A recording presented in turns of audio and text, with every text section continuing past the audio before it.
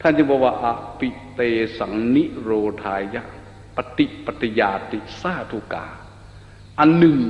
การปฏิบัติเพื่อดับสังขารเสียได้ยิ่งเป็นการดี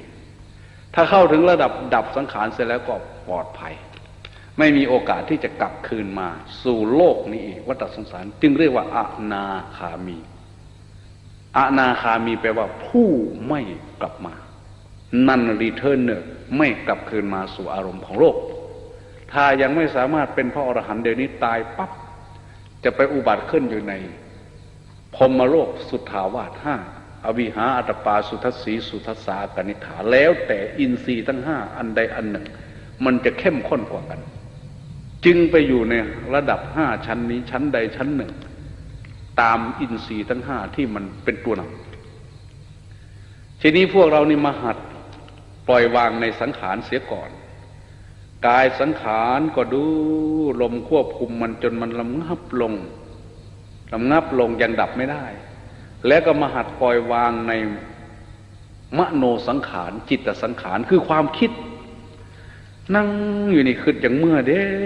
มืออื่นนี่เมื่อซะบ่หาเรื่องไปล่าอาจารย์มาเพิ่นม่นอยู่หันอยู่นี่บ่นี่จิตสังขารมันปุ่งเฮาก็ฮู้มันไว้แน่มึงสิตัวก็เว้ยนี่เพิ่นว่าปล่อยวางในสังขารบ่เฮ็ดน้ำมันให้มันคิดไปซื่อๆนี่เพิ่นมีโดดเด้เพิ่นอยากไปเพิ่นคิดไว้มีแต่เรื่องดอกคันว่าเพิ่นแม่ใหญ่บาดนี่นั่งอยู่มันอยู่ซื่อๆนี่สังขารคือมันปรุงทั้งจิต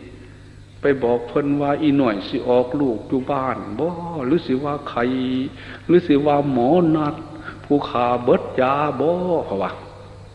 จังน้อยก็ถือขันหาเวิร์นทนตัวบาดนี่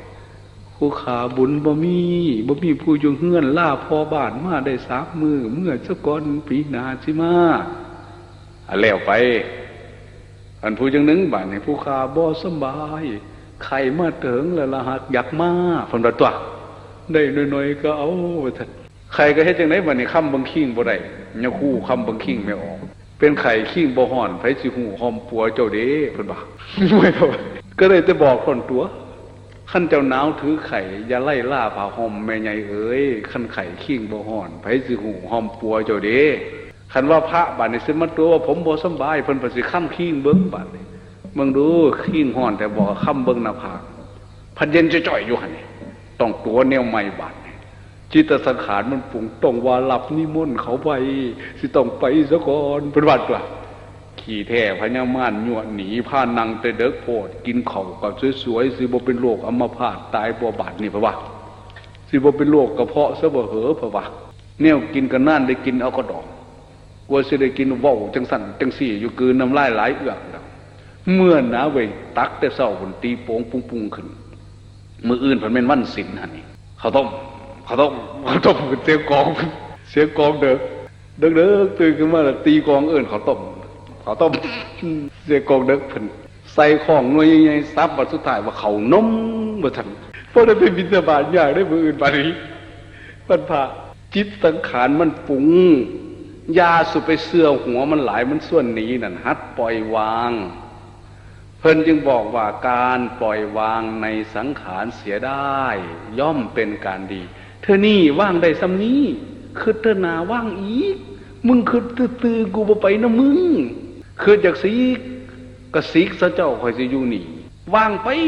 ไปโดนของมันเก่งเลยบ่คิดดนบาดนี่พอคิดพ่อบ่ขึ้นหู้ขึ้นเศร้า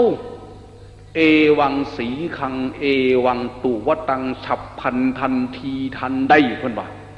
เมื่อเธอเกิดความคิดขึ้นเสยยถาปิภิกขเวภารวาปุริโซเหมือนบุรุษผู้มีกำลังชิวหักเคเขระบินดังสังยูหิตวาอปกสิเลนะบัมเมยยะเหมือนบุรุษผู้มีกำลังเอาลิ้นตะล่อมน้ำลายไว้ปลายลิ้นแล้วก็ถมทิ้งโดยไม่ยากถมความคิดถมสังขารออกไปจังสินั่งจนโลเสยเตเว้ยจังสิเป็นอย่างขันมันคิดว่าอย่างมื้ออื่นจังสิทมชิม เฮ็ดง่ายๆคือทมน้ำลายนี่เพิ่นว่าบ่แม่นข่อยเว้าได้พระพุทธเจ้าพาเว้าชิวหักเคเขระบินดังเพิ่นว่านั่นถามอาจารย์ประสิทธิ์เพิ่นเก่งกว่าข่อยชิวหานี่แปลว่าลีน ชิวหักเขระบินดังสังยูหิตวาเอาปลายลิ้นตะล่อมน้ำลายไว้ก้อนน้ำลายเขระแปลว่าน้ำลายบินดะแปลว่าก้อนตะล่อมน้ำลายไว้ในปลายลิ้นมันเป็นก้อนอปกิสเลนะวัมเมยะทมทิ้งโดยไม่ยากฉันนั่นเป็นว่าคืดอีหยังขึ้นมา